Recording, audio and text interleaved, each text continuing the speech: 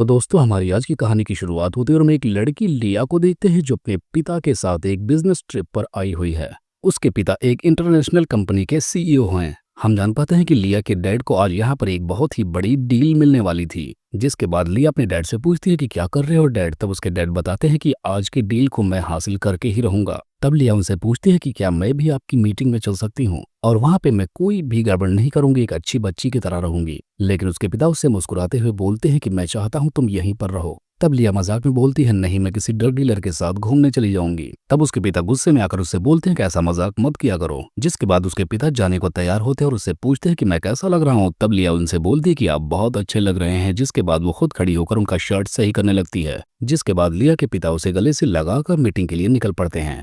अब उसके पिता के जाने के बाद लिया को घर पर कोई भी काम नहीं था, जिसके चलते वो अपने पिता के कपड़ों को ही ठीक करने में लग जाती है। थोड़ा आराम करती है, जिसके बाद वो उठकर नहाती और होटल में घूमने के लिए निकल पड़ती है। हालांकि उसके पिता ने उसे रूम से बाहर जाने के लिए मना किया था, लेकिन पानी की बोतल खरीदने के लिए उसे लिफ्ट से ऊपर जाना पड़ता है। तभी लिया के लिफ्ट में एक बहुत ही हैंडसम आदमी आकर लिफ्ट की बटन दबाकर लिया को घूरने लगता है। यहाँ पर लिया मस्त होकर अपनी चिंगम चबा रही थी, लेकिन उसके बगल में खड़ा हुआ व्यक्ति उसे बार बार घूरे जा रहा था। अब लिफ्ट जब अपनी जगह पर पहुंच जाती है तब वो आदमी लिफ्ट से बाहर निकलता है, लेकिन जाते जाते फिर भी वो लिया को ही देखे जा रहा था। अब लिफ्ट का दरवाजा बंद होते ही लिया अपना सामान लेकर वापस अपने रूम में आ जाती है। अब जब अपने रूम में पहुंचती है तो वो देखती है कि उसके पिता वापस उसके रूम में आ चुके हैं और उसके पिता फौरन उससे सवाल करते हैं कि तुमने मना किया था तो तुम कहाँ गई थी। तब लिया उन्हें बताती है कि वो पानी की बॉटल्स लेने के लिए गई थी, लेकिन उसके पिता उसे डांटते हुए बोलते हैं कि तुम्हें मैंने रूम से बाहर जाने के लिए मना किया था, फिर भी तुम क्यों गए और मुझे पूछकर क्यों नहीं गई। तब लिया उनसे माफी मांगती है, जिसके बाद उसके पिता का गुस्सा शांत हो जाता है। जिसके बाद वो फौरन अपनी बेटी को गले से लगाकर बोलते हैं मुझे तुम्हारी बहुत चिंता होती है, तुम ऐसे काम ना किया करो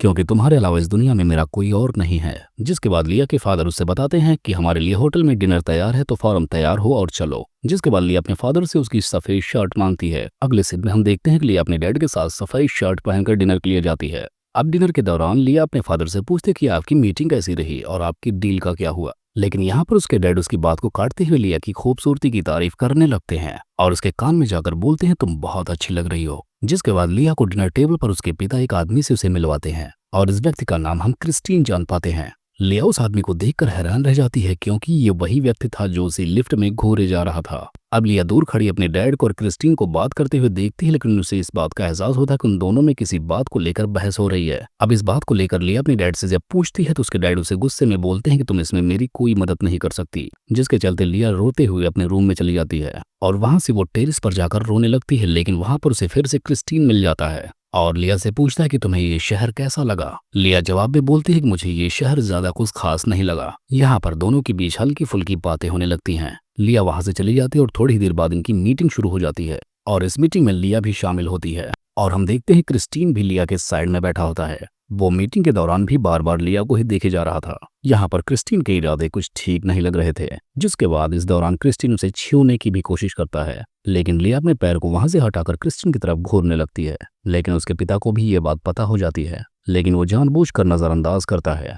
लिया को ये बात कुछ हजम नहीं होती। मीटिंग खत्म हो जाने के बाद लिया अपने डैड को अकेले में ले जाकर उनसे पूछती है। यहाँ पर लिया अपने डैड से बोलती क्रिस्टीन थोड़ा अजीब है, लेकिन उसके पिता उससे बोलते हैं कि यहाँ के लोग ऐसे ही होते हैं क्योंकि वो लोग बहुत जल्दी लोगों से दोस्ती कर लेते हैं। तब लिया कहती है कि मैं अपने होटल रूम में चली जाती हूँ, लेकिन उसके डैड उसकी मर्जी के खिलाफ उसे एक पार्टी में लेकर जाते हैं और यहाँ पहुंचने के बाद वहां पर क्रिस्टीन भी होता है जो लिया को अपने साथ डांस करने के लिए बोलता है। पहले तो लिया को ये बहुत अजीब लगता है, लेकिन फिर वो धीरे धीरे मान जाती है और डांस करने लगती है। धीरे धीरे दोनों काफी करीब आते हैं, जिसके बाद क्रिस्टीन लिया को छूने की कोशिश करता है और इस दौरान क्रिस्टीन अपने डैड को बार बार देखे जा रही थी, लेकिन यहाँ पर उसके डैड बिल्कुल उसे इग्नोर कर रहे थे। अब उसे ये सब कुछ ज्यादा ही अजीब लगने लगता है। पार्टी खत्म हो जाने के बाद क्रिस्टीन लिया को अपने कमरे में लेकर जाता है, जहाँ पर दोनों की बीच नजदीकियां कुछ ज्यादा ही बढ़ जाती हैं। थोड़ी देर बाद जब वो फिर से वहां से निकलकर पार्टी में आती है तब वो देखती है कि उसके पिता क्रिस्टीन से बात कर रहे हैं। यहाँ पर लिया को लगता है कि शायद उसके डैड ने जानबूझकर कांटेक्ट पाने के लिए उसका इस्तेमाल किया। जिसके बाद वो गुस्से में आकर अपने पिता से झगड़ा करने लगती है